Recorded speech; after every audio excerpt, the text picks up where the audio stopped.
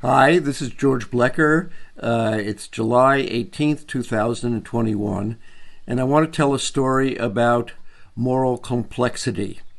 People being neither good nor bad, or both, or all, what you make of it. I told this story the other day to some people at dinner time, and I realized I had never put it down, I'd never written it down, and I thought it should be told and recorded.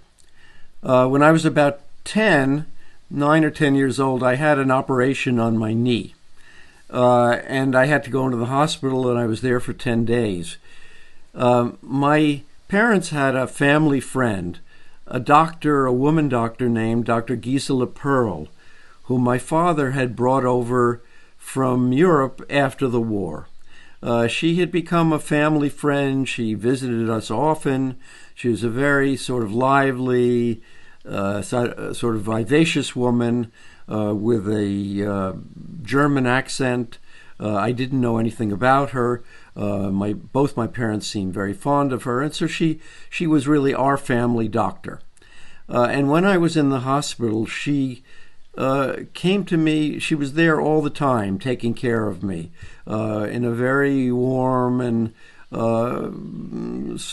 just an amazing way. I felt totally like a little prince being protected by her.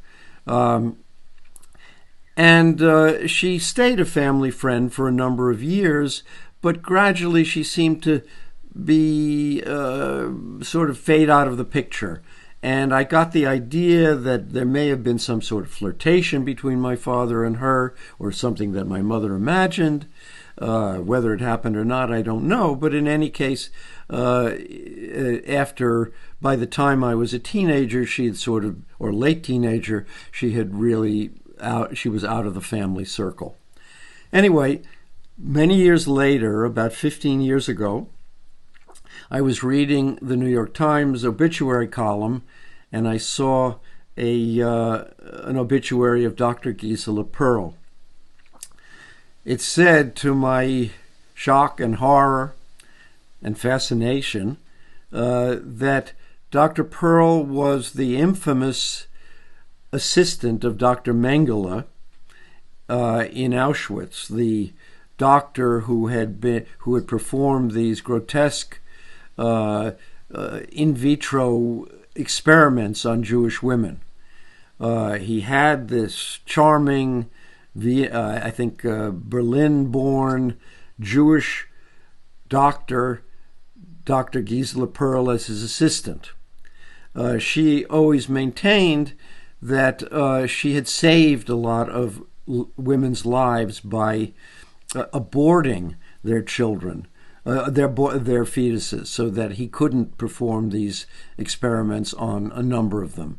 On the other hand, there were some that she couldn't protect, and that she was always distraught about that. There was, in fact, a TV movie made about her some 20 years ago. That obviously, I was just reading that obituary standing up somewhere, and was totally shocked. And I might have been in the subway, something like that, and I didn't have anybody to turn to talk to about it. It was absolutely overwhelming. It said in the article also that she had written a book called "I Was a Doctor in Auschwitz." Dr. Mengele did his experiments in a concentration camp in Auschwitz, the Auschwitz concentration camp. And even though the book was out of print, I managed to get a copy of it. And in opening it, in the early pages, I saw that it had been edited by someone named Michael Koch. Michael Koch was my father's brother-in-law. He was my uncle, my father's sister's husband, who was a librarian. And what must have happened is that Dr. Perl wrote a manuscript. He must have edited it and found a way to have it printed.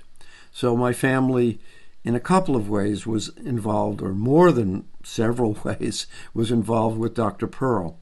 My father must have as an immigration lawyer, must have defended her before the Immigration's Appeals Board, as he did with many, many people who had immigration troubles.